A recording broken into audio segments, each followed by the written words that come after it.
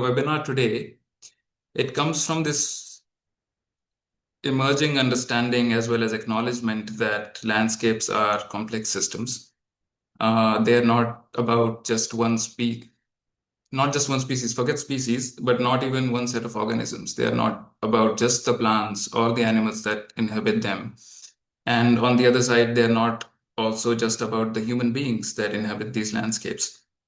Rather, it's about all these different factors within a landscape and the interactions between them. And we've noticed that the complexity of this system increases even more once you overlay other abstract human systems on top, systems like law, customs, culture, caste. And by necessity, I think the different fields that we find ourselves working in, they train us and they require us to often reduce the complexity of these systems down to a few elements that we care about. In restoration, this can take the form of,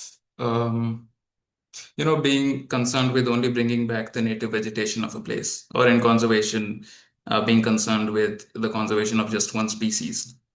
And sure, this can achieve results and sometimes at scale, but we are beginning to see that if we have to benefit the entire landscape, we have, even for the elements that we care about, we have to work with other people who may be working to preserve the other elements in the landscape.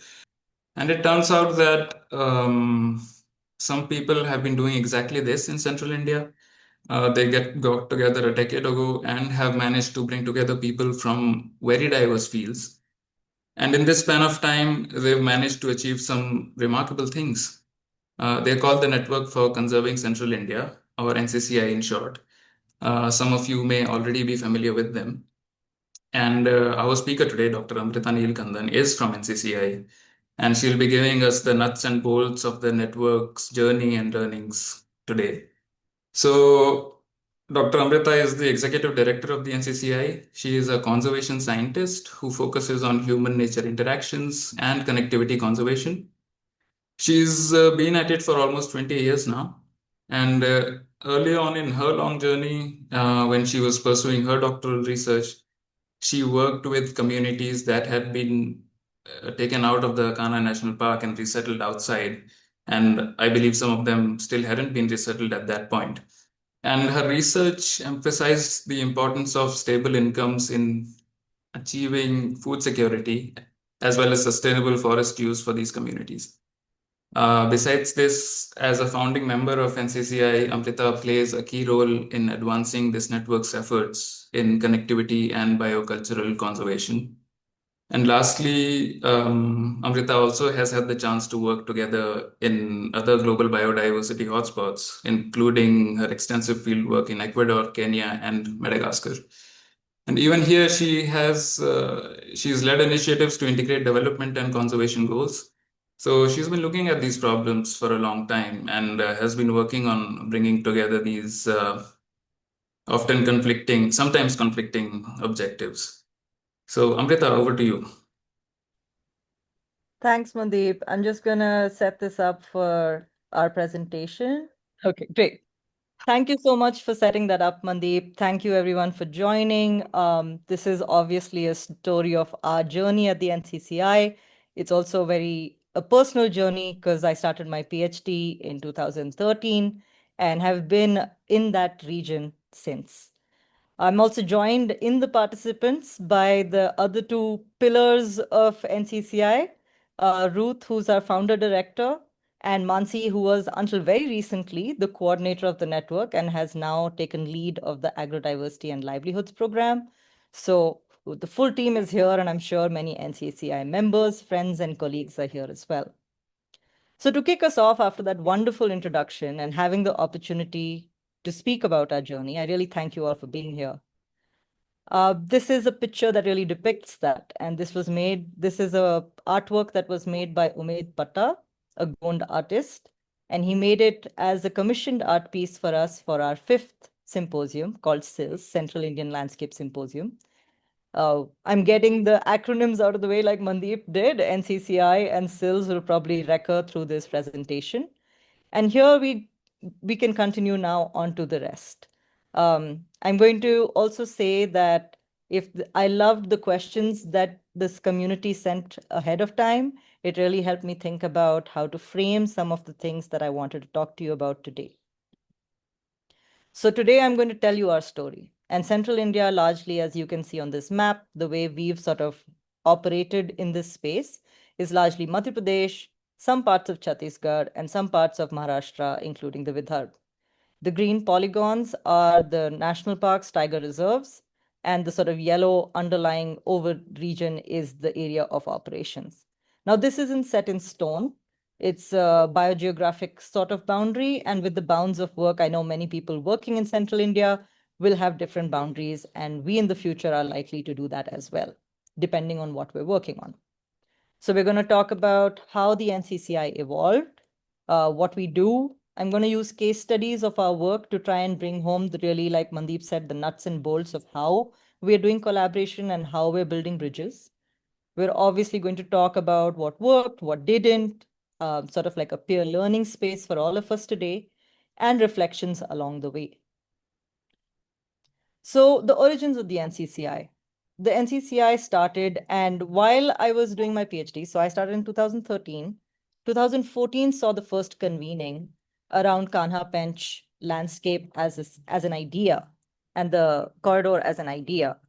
And a bunch of researchers got together and thought about all the different silos they inhabit, all the different communities they are part of, and all the different volunteering efforts they bring together in efforts to collaborate with each other.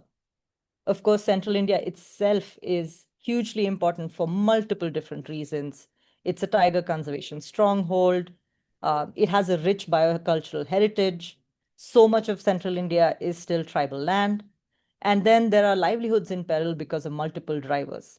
There are aspirational districts all over this region, which means they were backward districts before. They are rebranded as aspirational districts, really focusing in on the importance of getting development to these places as well. So it's a place where conservation and development have come head to head multiple times before. And the researchers in the room when NCCI started were already working on climate change, water, agriculture, wildlife, movement of wildlife, as well as protecting them within the parks. So the complexity of the landscape was within the room. Other people who joined at that initial part of NCCI were also government officers who were really interested in how research could help application on ground. There were NGO efforts who could highlight what research gaps still existed for them to do their work better.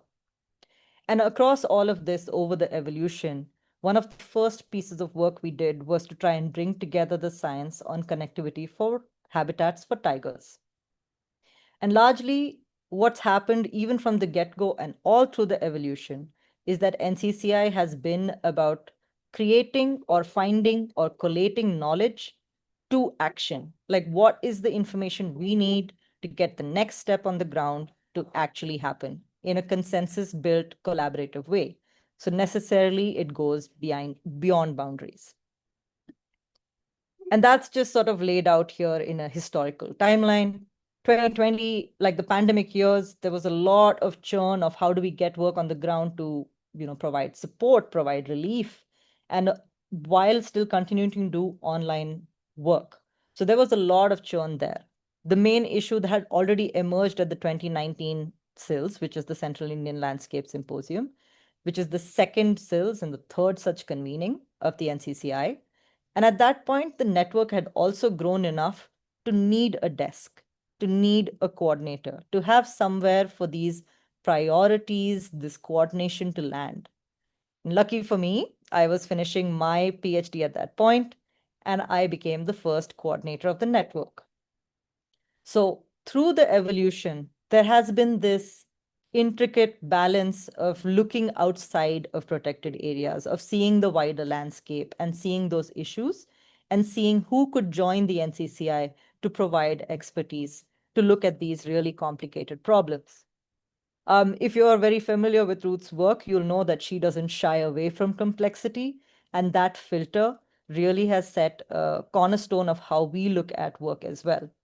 Silos structurally and silos institutionally were challenges to begin with, but we really did find our way initially organically and now more structuredly to get past some of those challenges and bounds.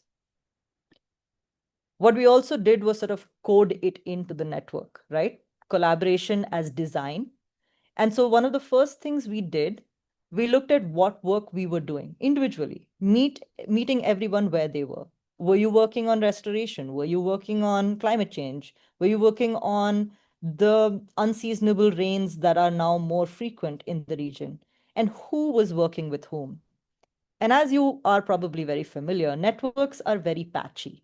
And so you'll see over here on the below diagram that there were a few people working together, a few people who didn't work with anyone and were part of the network, and maybe they needed other opportunities to join us in a more collaborative, engaged way. So, and largely the network was also very voluntary in the first 5 years. Certainly for the first 4 years of the networking existing, everything was voluntary. Managing a symposium was voluntary. Making sure working groups were working together was voluntary. Really, once we had the desk for the coordinator, some of this busy work could be handed over. And largely, I was also doing a lot of communications and making sure people were aware of what was going on in the network. But without that base of voluntary work, there wouldn't have been this cachet of trust to have difficult conversations, to bring different worldviews into the room, which is necessary for our interdisciplinary approach. And so the network, what began organically as a handful of people thinking about Central India and the issues in Central India, grew into a strategic choice to remain a network. Over the last 2 years, we've had a lot of very serious deliberations in planning of building out our work and building out programs and building out efforts collaboratively. Would we need to become an NGO? Would we need to have an organizational structure? And every single time, the base function of our platform, whether it was providing a neutral space to have difficult conversations, whether it was a space that where you could leave your organizational institutional histories behind and meet each other as people who worked in the landscape, who held each other through hard field seasons. All of those really intangible, important things that made the network a network didn't really fit into an NGO structure. What this also meant is that as a network, we have none of the trappings of an institution. We don't compete for the same grants. We are able to foster collaborative grant writing when such an opportunity arises, or give each other references, or find things for each other much more flexibly. So that what was an organic choice has now become a strategic choice, has become design as well. And so in a way, if you think of the NCCI, think of, complex systems that you're more familiar with, or you can sort of visualize better, like a mycelium network or a rhizome complex, where there's information sharing, there's a lot of back and forth of listening, there's a lot of providing resources to each other in a meaningful way. And that's sort of how I visualize the NCCI. What that means for the future is really how the NCCI grows is up to its membership.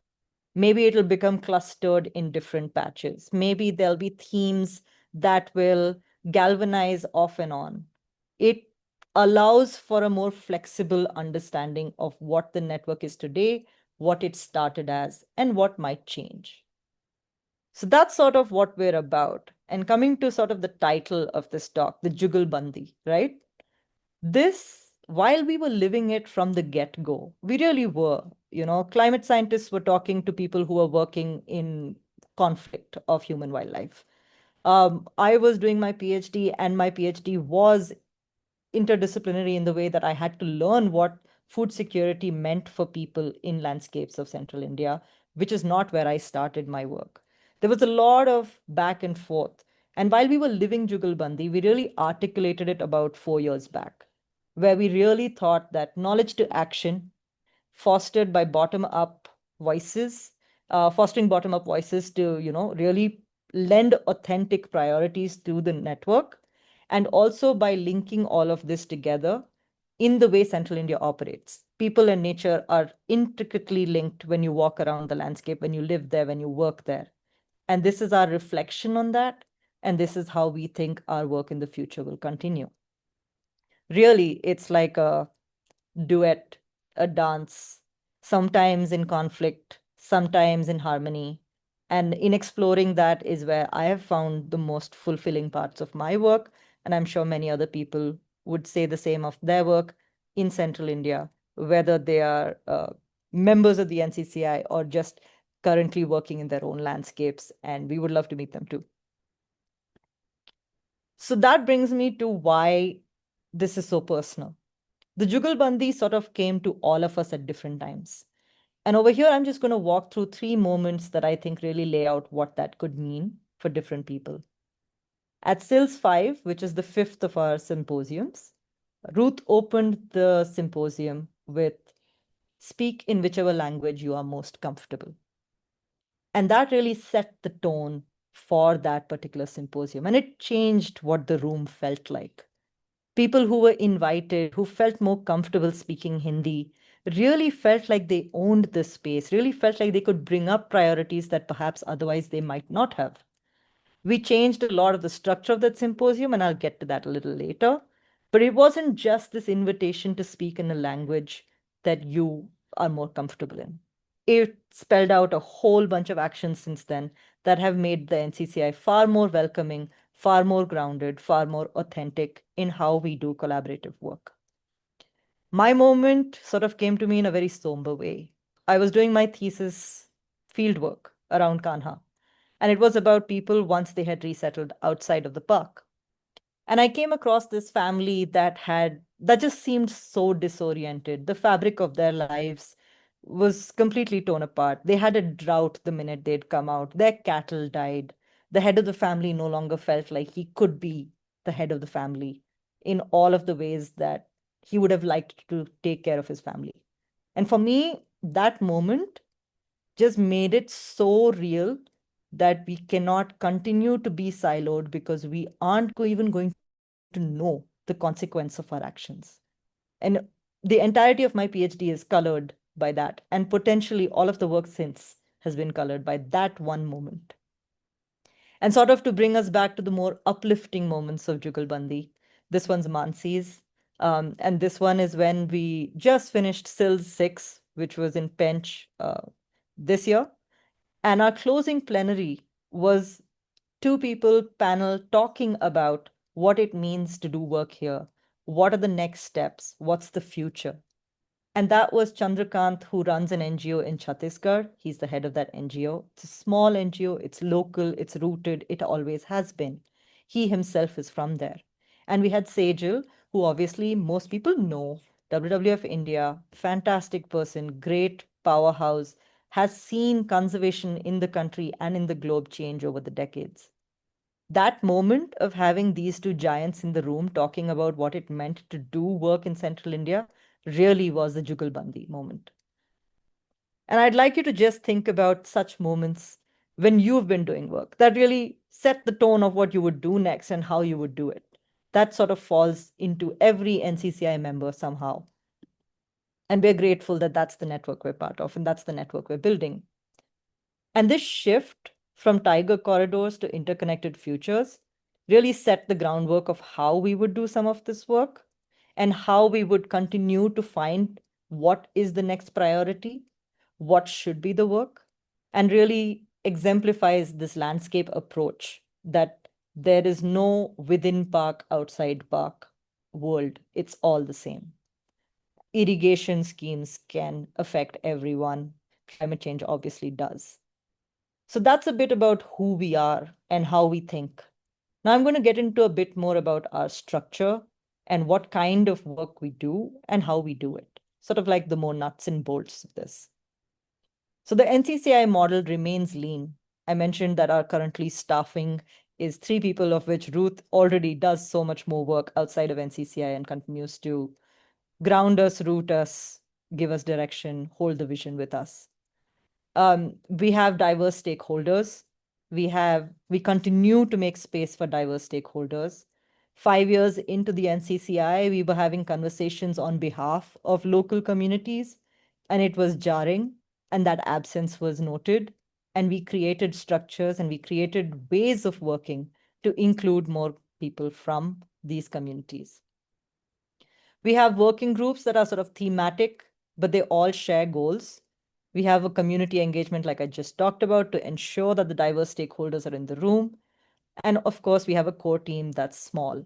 It's necessarily small, by design small, because again, if we split our own attentions into smaller and smaller bits, the network will be very top heavy in some sense or coordination heavy. We'd rather have this grow at the pace and with the purpose it was first envisioned. So we remain flexible, we remain dynamic, and that's also by design. Currently, the NCCI has sort of 4 pieces of work. We have a growing agrodiversity and livelihoods pillar, vertical, or sort of program. We've always been part of the wildlife and shared spaces conversation and work ahead. We obviously, as a network, have a role to play in communications, whether it's amplifying, making science accessible, and making other forms of knowledge accessible as well. And sort of like the root of all this starts with the small grants. The small grants allow for people, members of the NCCI and others who would like to be members of the NCCI, to apply for projects, pilots, experiments that otherwise did not find funding. So what this means is while there were small grants for wildlife conservation, there were small grants.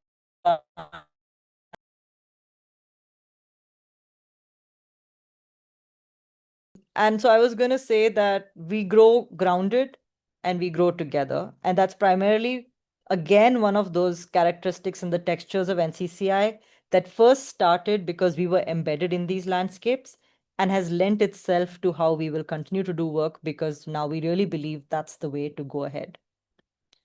So the first part of that, like I was talking about, is the DeFries by Foundation. It allows for a lot more flexibility. It allows for a kind of funding model that is trust-based. And it's trust-based does not mean that a small grant is given and nothing is sort of sought for it. Trust-based means we really lean out and say, you are the expert. You know why you want to try this experiment out. If your application is compelling, please go ahead and do this important work. It really galvanized a lot of work in the NCCI, and it continues to do so. This is also a program we hope to scale up because there is such a need for small grants in the region. So they also span all of the wildlife side of work as well as the interaction of wildlife and humans and agriculture and livelihoods. So over here, there's a few photos. One of them is about conflict. One of them is about genetics. So the top one's about genetics for wildlife movement. The second one's about conflict cases around parks or within parks. And the third one is actually about crop raiding and how you might use mathematics and theory to look at ways to have crop raiding be reported accurately, honestly, get compensations fairly. These are the sort of flavor of what kind of projects happen. There's also a lot of drone experiments that have taken place. And a lot of these are already rooted with sort of communities of NGOs or governments where the specific grantees are working. So they have a natural home to go to. If they don't, we hold them till it's time to bring it back into conversation or bring it back to an effort that we're now collaboratively working on. We grow together. That also means that the value of NCCI has to be everybody who's part of NCCI. And some of the quotes on here, you'll see sort of look at the diversity of the people coming to our convenings, as well as the kind of reflections they had. One of the interesting parts about my work, Mansi's work, all of ours at NCCI, is to be really interested in designing spaces where people can inhabit in a way that is meaningful to them. So that's what this slide is about. And I hope you get a flavor of it from these quotes. We can come back to this slide if you'd like to read them at some point. And so we're going to move from what we do, how we do it, a bit more into the case studies of what these collaborations look like, what it took to make them real. And the power of collaboration, I'm sort of going to go over two case studies. One is Bagh Chaal, which is sort of the Sci-Comms effort from connectivity work that we built together. And the second is our Agrodiversity and Livelihoods program. Amongst all of these examples and everything I've said so far, you might find these hit points, right? So there's peer-led initiatives, diverse voices, this cachet of trust that's fragile and important, and really the base of all the work that we do. Because without that feeling, there won't be shared responsibility. There won't be collective ownership because it won't be a collective priority. So in that spirit, we're going to go into the case studies now. So the first case study is Bagh Chaal. And Bagh Chaal really started with this challenge. Multiple maps of where tiger corridors were in central India already existed. Some very good researchers had already put their minds to it. And we had at that point more than 4 or 5 maps talking about corridors in central India, explaining why these would be the habitats that tigers may choose to go from one national park to the other. There's also the forest department who manages a lot of these places. These are remnants of all the forest that was in central India, typically the higher reaches of the topography. So what that means is that these forests do multiple things. They are shared spaces. There are people in them. There's forest corporation activity. They are most likely to be hit by linear infrastructure, by mining. And so very important, very urgent an issue in central India. But we had to take a pause. We had to make sure that we weren't running ahead without consensus, because we'd just be in a situation of creating a sixth map without everyone on board.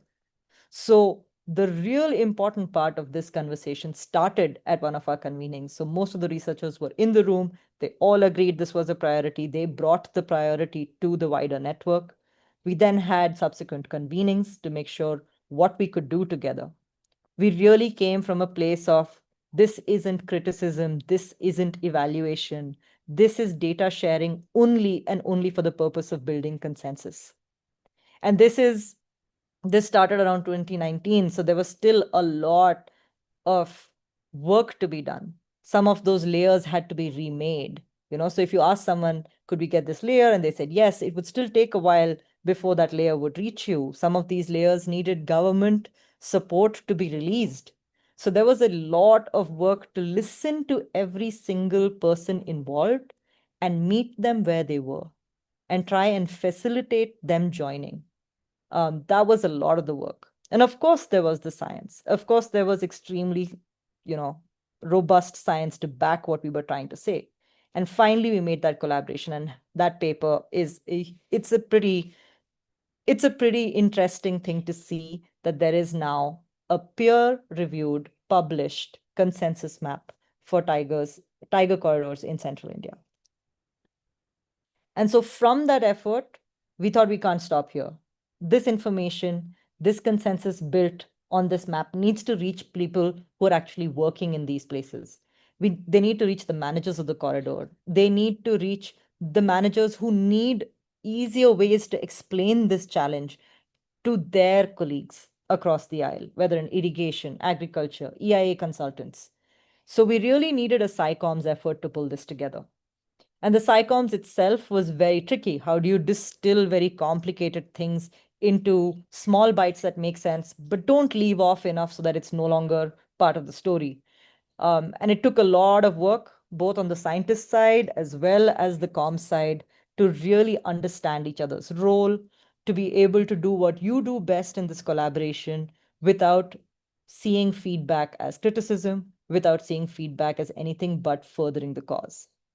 So we did all of that with our colleagues in Biodiversity Collaborative, the scientists who were part of the study, and in one small piece of this work with the forest department as well. So we came up with a DIY kit. And the DIY kit is necessarily, again, pieces that you can use how you want, depending on what you're trying to do. Bagh Chaal, the name also was workshopped, talk about the movement, the dynamic nature of tigers moving across this landscape. Do they only stick to forests? Perhaps not. Do they use agriculture? A lot of the times, yes. So it's the paths that tigers take across central India. So we worked with these challenges: siloed data, siloed people. We worked with sensitive politics because this was really contentious to be able to share each other's data so generously to be able to come up to consensus. And there was this challenge of no common ground when we first started. But we really worked and we took the long view and we paused when we needed to, we pushed when we needed to be able to bring this together because it was a shared priority at one of our convenings. And it resulted in tangible outputs. There were tangible outputs, there was shared science, and we made a beautiful map, which I'll show you next, and a video. The video was made so that you can easily WhatsApp it to each other, and we'll get to that as well. There was an infographic that tried to distill all of that science into a single graphic that explains this very complicated and very diverse pieces of the story together. And we also tried to do smaller information cards that were specific to one or two corridors around a protected area. That effort continues because we need absolute buy-in from the managers to really make it their own. So that is a continuing piece of work that we have not seen fully come to fruition. And we can talk more, I'll talk more about that when we talk about challenges as well. We also created all of these in multiple languages, Marathi and English, because that's the space we operate in. Without it being in those two languages, who would use it and how would they use it? So that's another thing that we did to make it accessible. This beautiful poster is that story depicted visually of connectivity in central India, of tiger parks that are refuges, of tiny connections between them, and everything else that lives in the space.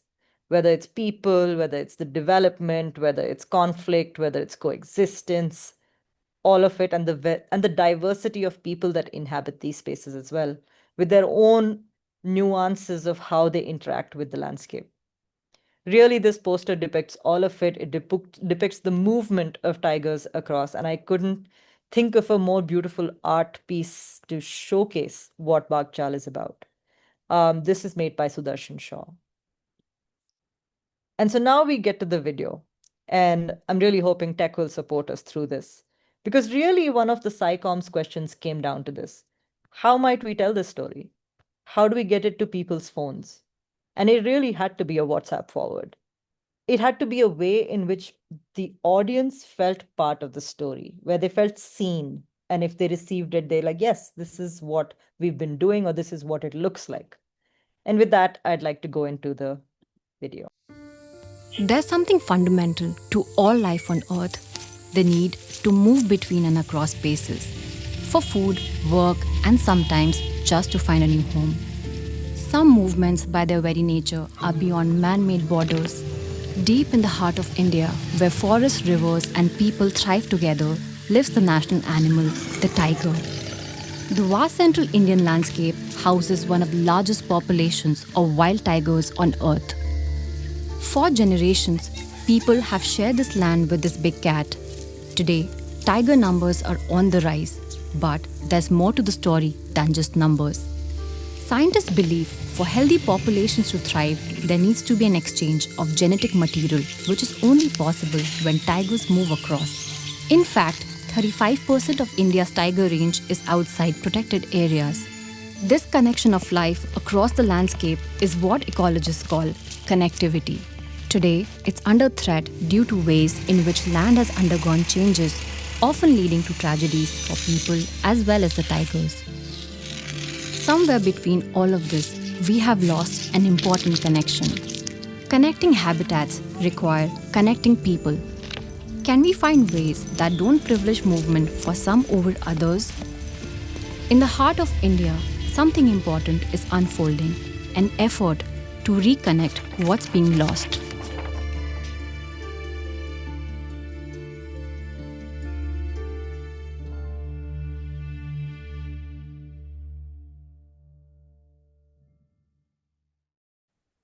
And so really what we did was we paced ourselves. We didn't demand data. We didn't demand collaboration. Let me know if you're seeing this screen share properly. It should say the slide is earning trust. Yes, we can. Yeah. Great. And so that really means that from the get-go, NCCI has been about cultivating relationships and earning that trust. It's a fragile trust. It's a thing we hold most dear. And with that is how I would like to say that most of our collaborations lean on this cachet of trust that we have earned, built, and continue to maintain with all of the people we work with. With that, I'm going to go to the second case study, our Agrodiversity Roundtable, which is also a output from the last mile effectiveness work that we do. So it came from the network. One of our NGO partners asked if we could be the holders of what is being effective on ground, what works on their livelihoods and sort of millets work on the ground. And that to us was a huge signal that there was a space for NCCI to take on this role, to provide not monitoring and evaluation for your funders, but really for your teams to think about how you're doing work and what you might do. So it was a network inquiry, more partners joined, and that organically grew into an agrodiversity roundtable around Kanha. What that means is this is place-based, it is local, and it allows for ground-up questions, priorities, challenges to be heard by a bunch of collaborators that we host and convene. And so that has really, it's gotten a life of its own. And I think that's how the NCCI really does like working, where there's a theme, there's shared ownership, and really it comes alive with the members and their priorities and their work. So that's what it does. The roundtable holds space locally. We are very attuned to the idea that conservation happening within protected areas and now spilling into shared landscapes cannot come off the back of local people's livelihoods options. And they're called alternate livelihoods. Before I try and walk away from that term, they're not alternate livelihoods. Livelihoods should have a portfolio. And so what might that portfolio look like authentically? The Agrodiversity Roundtable really holds space for that. And it also holds space for local priorities, whether it's seed and seed sovereignty and marketable seeds and holding tensions in place. One of the things that we have found our role really is about is to hold what I think are productive tensions within groups. So whether it's the access of more protected areas and forest rights coming to a head, there has to be a space to hold this tension and speak to each other. Whether there's a space about how conservation's costs are borne locally and only almost exclusively locally, whereas conservation continues to have a huge motivation to make more protected areas, which will operate in the same way. That tension needs to be held in some room where productive conversations and next steps to bridge those gaps can happen. The roundtable is that in action for agrodiversity. The roundtable is that in action when you think about how market linkages will change what people eat. And perhaps people will sell really nutritious millet, all of it, instead of continuing to keep it within their diets. How technology will play a role to maybe help in the processing of millets, but what might be the fallout of that technology? What might be the monopolization of that technology? These tensions are necessary to be held in place so that different people can continue to debate, continue to discuss, find ways forward. And beyond yield, right? So a lot of millets work centers around yield, especially in central India. And especially with the two millets that are highlights of this work, Kodo and Kutki. They were largely grown by broadcasting on lands that were sloping, that weren't being used for rice or wheat. So they were low effort in that way, but they're a ton of effort if you think about the harvesting and if you think about the processing and if you think about the upkeep of this ethos of growing these millets the way they do. And a lot of work centered around how do you increase the yield to make it worth your while. But we also found there were other realities that were challenges and perhaps challenges that needed to be addressed alongside the yield conversation. What is the local knowledge around growing these millets? How is that changing? Is that translating to the next generation? Will the next generation even grow these millets? What kind of innovations have happened on the ground? What kind of processing innovations have happened? Small little processing plants that allow for millets to not have the drudgery associated with the processing of their husks. How do you think about millets in a place where There are enough schemes to convert sloping lands to rice, which has a government provided sale. Those are the kind of challenges that the roundtable brings to us, apart from the conversations that are happening in more far off places without local people in the conversation. So the roundtable is very valuable for authentic work like this and for authentic work to grow like this. And that's why it's also adaptive by design. And that's why we have to remain rooted. So we at the NCCI, we go on the ground, we conduct these effectiveness surveys.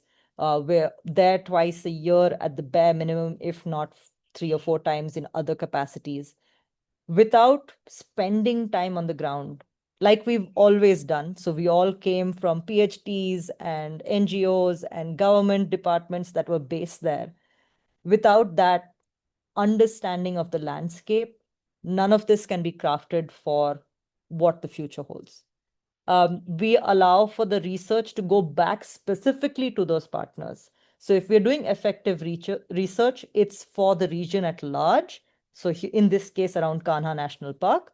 But the specifics of that research will go back to the partners that solicited that effectiveness research, so their teams can internalize what we're finding from the data.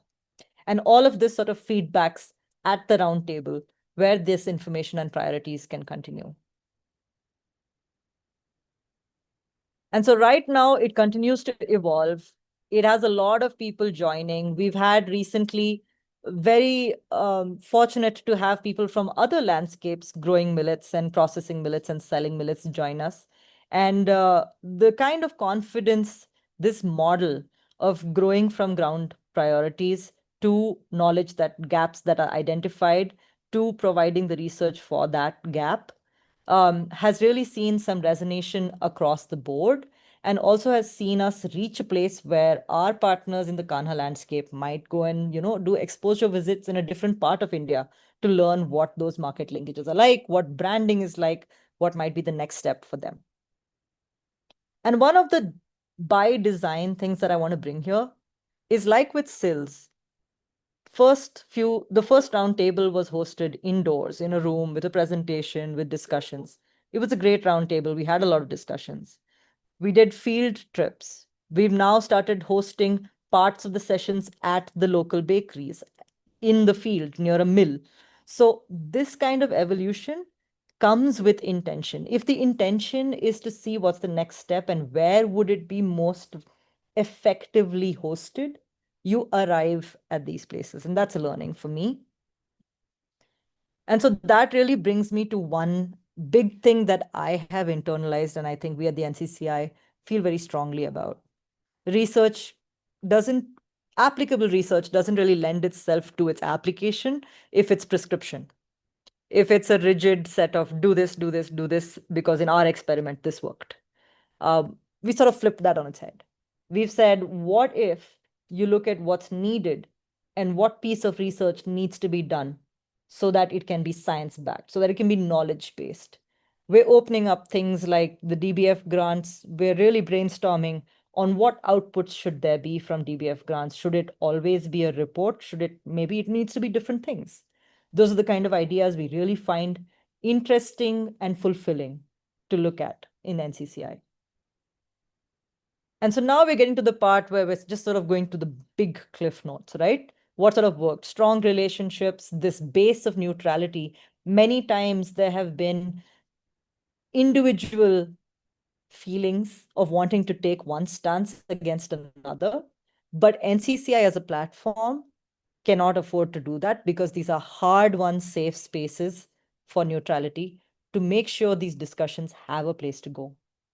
And of course, place-based work. If we weren't rooted in the landscape, none of this would be possible. The trust would be too fragile to broker.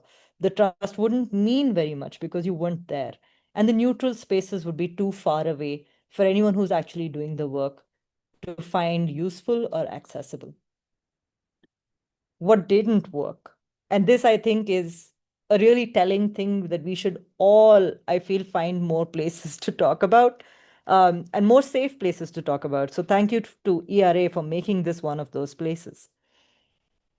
One thing that we have learned is that when you give opportunities to experiment, and when you do science as someone who's doing science, you recognize that not all experiments will be successful. The small grants sort of brought that home for us. And when we were very young as a network, a single grant not panning out or a single small grant not, being able to report on time really felt very jarring for us. We felt like, what was our place? Uh, were people taking us seriously? Did they see what we were trying to build? But over the course of the years, we've learned to temper that doubt and really think about what the small grant offers in return. And the gains have been manifold. So that was one fear we had to get over, of failure, of seeing failure happen, especially on funds. Then, of course, there was the pandemic. The pandemic just stopped operations overnight, and none of us felt like we could, in good conscience, go and do field work during that time. Field work about what? But there were still things to ask. There were still things to say. How was the migration happening back to the villages? What does migration mean in these landscapes? That became a huge topic during the pandemic. Were there ways to have people live fulfilling lives with diversified incomes if migration was a distress migration? Was that a way, was that a space for us to ask questions and answer them? And of course, communicating our work. This is an extremely close to my heart piece of work because we learned what our tone was, we learned what our voice was over the years. And we also learned that communication is not turnkey, it's not plug and play. And I kind of want to spend some time with that.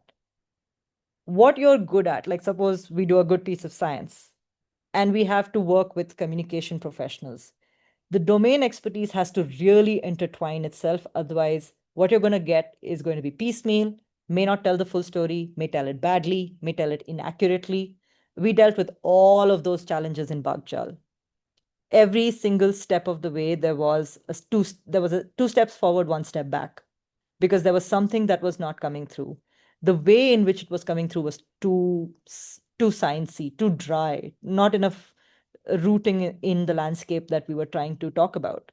Or the way the science was understood was wrong. Every single challenge happened. And that brings me to the second point of communications. User feedback is essential. And remember, I told you we were trying to do info cards for small corridors between nodes instead of the entire region. That hasn't taken root because we aren't ready for it. We don't have enough relationships with on-ground forest departments to say, how would this look for you and where would you use it? Without that user feedback, that project is going to have to pause till it's time. So those are the learnings as well. You can push for consensus, you can push top down for collaboration, but how long will that last? Will we be back in this cycle of a project ends and then really gets redone in a few years again? That's not something that we ever want to be in a position for. And so that's where we can't scale for the sake of scale. And really, it's been a journey of embracing some of these smaller failures. And I cannot say this enough. In a network like ours, there is a friendship, there is an affection that underpins all of this work. And that trust between people allows for these failures to be learning moments instead of rupture. That's not to say we haven't had rupture. In a couple of SILs, there have been contentious enough issues where enough of the network has discouraged an idea to take root. And in those times, what we found is we still have lunch with people. We still ask them why they arrived at the idea that everyone else did not think was a good one. We maintain these relationships and the neutrality of the network so that these difficult conversations can continue, so that when there's a rupture, so that when there's a failure, there is an underlying feeling of we can get past this and we can continue to work together because we all, at the heart of it, really care for Central India and a thriving Central India for people and wildlife. So at the end of this, no real solutions, but I can just quickly say that unanswered questions need a place to hold tensions. You need to be iterative in how you're going to go about any of this collaborative work or work as a, big network, and funding and stability that it brings, and not having to chase funding and having small pockets of pools of money to experiment and innovate with are crucial for unanswered questions. and also that we should design for the long game. I think part of what we're really proud of is that we can do that and that we strive to do that. And so interim dynamics can then be dealt with. Interim changes can then be part of the journey versus a single efficient goal view. Thank you. And I'm sorry for the disruption and going over a little bit of time. Thank you for hearing me out, and I'm happy to take questions. Thanks a lot for laying out the story of the NCCI in such a short time and for explaining the strategic decisions and other details that allow this network to allow its members to collaborate instead of competing with each other. And the mycelium network analogy was very beautiful. And it's really amazing to see the levels of collaboration and working together despite the constraints of politics and human structures and other challenges that your team must have encountered while working over such a large and diverse landscape. So really, congratulations on that to you and to your team. And also, of course, thank you for addressing the language question and so many other facets of inclusivity. You had mentioned it to us before, and it's something that we've also thought about. But it also gives us a lot to think about as our network grows. And now we'll open it up to questions. We already have a few. I think the first question was more about Shija had asked whether we can share the recording, which we do. But another request was if it will be possible to share the presentation from your end. Sure. Yeah. So I think what we'll do is we'll send a common email out with the recording and the presentation subsequently. Sounds great. Thank you for all of the interest. Who's an environment planner and an ecological designer. So they mentioned that they're working on restoring a landscape near Bhopal, introducing the new Satpura Tiger Sanctuary. The 150-acre landscape has an active tiger trail and even a nomadic migration route. They would love to contact the team for some qualitative inputs for them to understand the anticipated social and conservation challenges that will come up in the future, and would love to host another session to share your work and help communicate with more people. Would like to know if they can contact you and the team about it. Absolutely. Yeah, no questions about it. You can, I mean, I can drop my email. You can share my email as well. We have a network email which you can send as well. That would be the way to get in touch with us. Thank you. The next question is from Saujanya Srivastav. Her question is the question here is that since its inception, what changes in local people's perspectives that NCCI has observed? Do local communities look positively at the various interventions that have been taken and by multiple players working there? Yeah, I think we're running a little late, so I'm going to try and be short, but happy to continue these conversations. The landscape, in all the years that I've been there, you look at it from one lens and you only see that, right? So when I was first looking there, I was looking for what happens with resettled people in their new locations.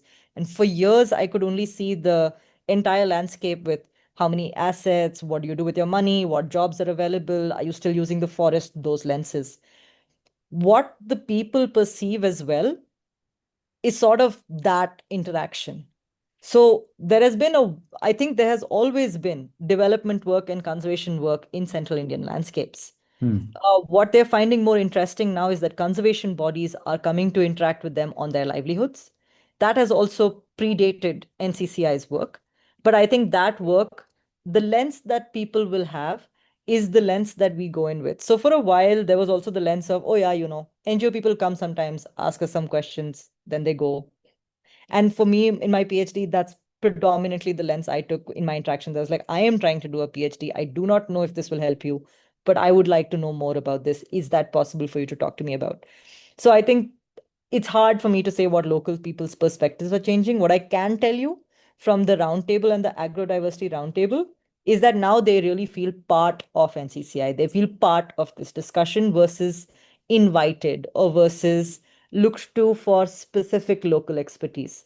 Now they're part of every conversation that we're having at the roundtable. So from that experience, I can tell you it has really evolved. We can take a next question if that answers this one. Yeah. Amrita, before we take the next question, you'd mentioned that we're running late, and I wanted to check, would you have time for the next few I have questions? time. Yeah, Okay. I have Okay. time, but I don't want to keep everyone else as well. Okay, fine. So we'll take the next question, which is by Eka Guratia. The question is, I'm an architect based in Indore with roots in Jabalpur and family in Bhopal. I've been feeling really strongly about shifting my life's focus to working and contributing in restoration and conservation in central India. Are there any opportunities available with NCCI? So, Ika, if I'm saying your name right, I think one of the things to consider is because we are a network, it's nice to write to us with your profile and we'll try and see who you should be in touch with. We have an opportunities page, but like I said, we're a pretty lean team and we're growing slowly but surely. So at the moment, there aren't opportunities, but we usually post them on our socials and on our website when we do have them. With our network membership, there might be a space to just, think about who you might want to be in touch with. So if you feel like it, drop us your profile and we'll go from there.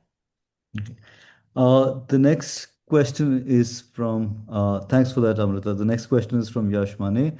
I'm working for a wildlife lodge in Bandhavgarh towards Damokar. Their plan going forward is to rewild some plots of the property and also to empower the locals, not just employment, but help them in a way where they can use the skills in their daily life. What do you think is a good place to start?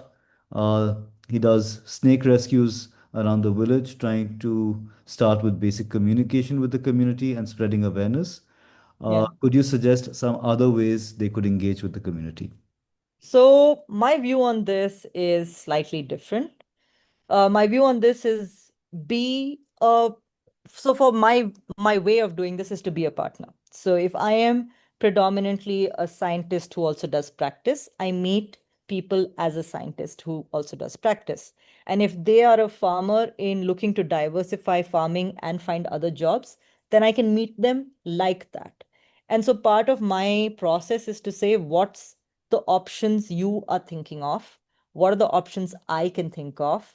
And really be partnered up in that versus suggesting, oh, if you get the skills, there is this job available. Because I feel like that world doesn't really exist. And so it's really interesting. I feel like your motivations are so good. There is a very sore need to diversify incomes around these places. But what those incomes look like have to really be informed by that specific household's reality and that landscape's reality. I know that's a bit of a non-answer, but it's more of a process answer versus a direction to go in. I hope that helps. Thanks, Amrita, for that, and thanks, Yash, for the question. The next is by Nimisha, and she asks, how profitable is the livelihoods for the for the focused communities, and do you think it is possible to scale up the livelihood opportunities to a wider landscape? So yeah, I think Nimisha, one of the things is Kodo and Kutki enjoys a very good rate in the market. So, and that has shifted over the years. That wasn't always the case. But the cultural background to Kutki is that it's also used because it was broadcasted and sown alongside the sort of sowing season. The main focus is still rice. This happens on the side. And it's sequential. So it's not like just on the side, sequential. So when that happens, what it means is it's profitable, but to do it or not do it has many other constraints. And so what that really means for scaling up is to make sure that there is a market that can go to, that the prices are set. And these are the kind of questions that Roundtable is trying to work on. So it's not an immediate solution again. It's everyone will need to work together to figure out when there is an MSP, what that MSP will look like. Will it be enough? Do you grow one millet, both millets, other millets? But one of the things to think about is if we diversify portfolios, the need for distress migration can go down. The sort of place-based cultural identity can be part of your life instead of having to relegate it and having to move somewhere and finding a job and finding money. The interaction with the forest department can change in its flavor where you're like, I have a diverse portfolio. However, I still want to access the forest for this, versus I have no money. And so by hook or crook, I will access the forest for this. So those are the kind of underpinnings of why it's so important to look at diversified portfolios of livelihoods. But they do need to be place-based. Yeah. Okay. I think, thanks for that, Amrita. I think the other question which really ties in, which has just come in, so I think we'll take that first and then we'll go to the others, is by Aditya Choksi. So he says, Hi, I'm a resident of Central India, very close to the new Noradehi Rani Dugravati National Park, where a lot of people have been recently relocated. I want to ask how ethical is relocating indigenous people for the sake of tiger corridors, disrupting their ages of cultural existence? So, how ethical is that? And why can't tiger conservation and cultural conversation together go hand in hand? So, over Big to you, question. Jugalbandi. Yeah. Yeah, big question. And whether it's ethical or not, I think how you do it makes all the difference. And one of the things that we don't have a good lens for is whether free and prior informed consent is taken. Is it taken voluntarily? Is it coerced? There are a few people who worked on that. I have not been one of them. But that's the first part, right? Are you even getting consent properly before you assign someone the status of being a resettled household? Or is it a voluntary resettlement, truly? And there are problems to living inside a national park. The way the national park is scripted, you can't really do anything if you have your crops munched by ungulates. One of the most social things that really does affect people is their daughters will get married and move to more civilized areas, but their sons won't get married because no daughter wants to come and live inside a national park. So there are very social reasons to want to move as well. But that brings your wider question up. If protected areas could be managed in a way that villages inside can have an actual life, and I don't see how that happens in the near future. What I see is we can do better on our consent. We can do better on what it means to move. And we can do better in what it means to redo your life. Like the hand holding on the outside is something we can pay attention on.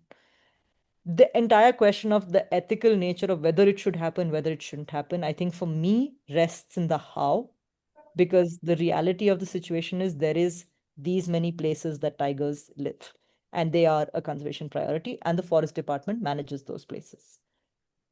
There isn't a very rosy picture here, but that's the realist answer.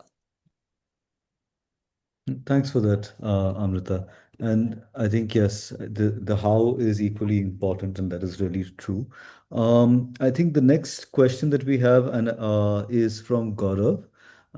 Yeah, they ask how to move forward without sufficient data slash demanding data and foster trust and collaboration between conflicting interests and actors.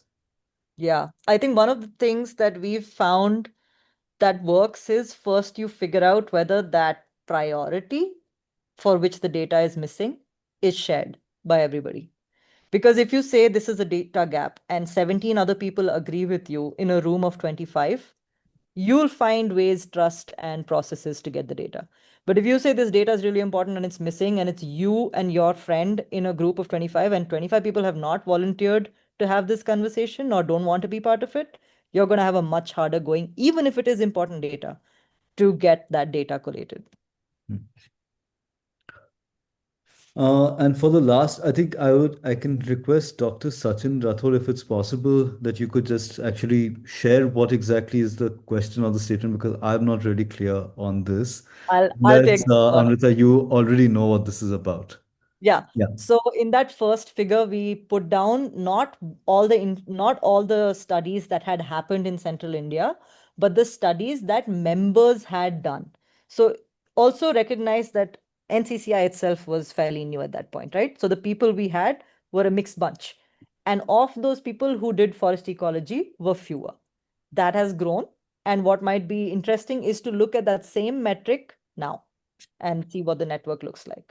I hope that answers that question. I know we went a little rapid fire with the Q&A, but thank you for that. No, sorry, I thought like we'll just quickly take those questions, and we didn't really give opportunity to come in for others to come and clarify or ask follow-up questions at that time. But if there are, can they reach out to you? Absolutely. I Yes. feel like one of the things you had was also pre-populated, like questions from the community. Yeah, So why don't we put all of them and any follow-ups you get into a single document and I can respond there. sure. Okay, thank you so much for Thank sharing this, sharing your all the experience and the work that NCCI has done, Amrita, and it's been really useful for us. I think as we are also a young alliance, for us, like some of the pointers that you've come up with are also very interesting and a lot to ponder also upon how we create spaces. So thank you for that, and thank you for joining us today. Yes, and thank you you, everyone everyone. for staying on. Yeah, Yeah. Bye. sorry.